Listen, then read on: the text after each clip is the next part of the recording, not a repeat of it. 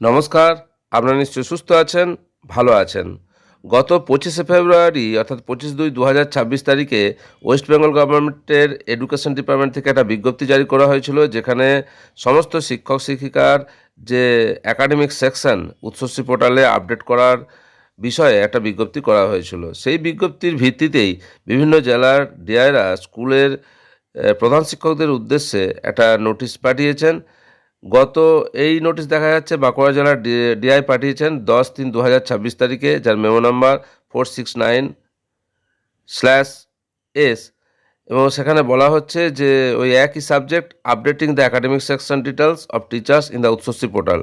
এবং এই বিজ্ঞপ্তিতে বলা হয়েছে, with reference to the above, all are requested to submit a list of existing teachers excluding para teacher, contractual teacher, guest teachers, etc., who are appointed in permanent or additional sanctioned post in format A attached herewith, duly signed by the HOI with documents, approval of appointment, appointment letters, recommendation letters, etc., from where the section of the appointees may be ascertained।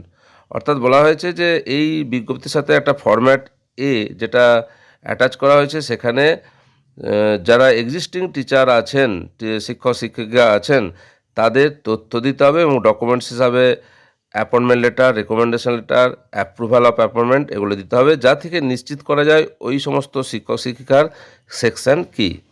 সমস্ত document সহ ওই ফরম্যাটটি একটি cover ফাইলের মাধ্যমে দিতে হবে এবং cover ফাইলের উপর স্কুলের নেম, স্কুলের IOSMS code, block, contact number of HOI, এগুলো সব লেখা থাকবে এবং এগুলি 13/3/2026 মধ্যে জমা দিতে হবে রেসপেক্টিভ অফিসে, এবং কোথায় কোন স্কুলকে জমা দিতে হবে তারও লিস্ট এই বিজ্ঞপ্তির সাথে অ্যাটাচ করা হয়েছে।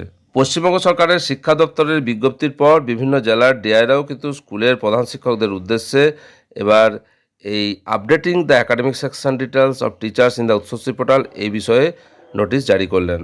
আপনারা কারা কারা কোন জেলা থেকে HOI-এর কাছে এই সংক্রান্ত ডকুমেন্টস জমা দিলেন কমেন্ট সেকশনে জানান। আপনারা সকলে সুস্থ থাকুন, ভালো থাকুন।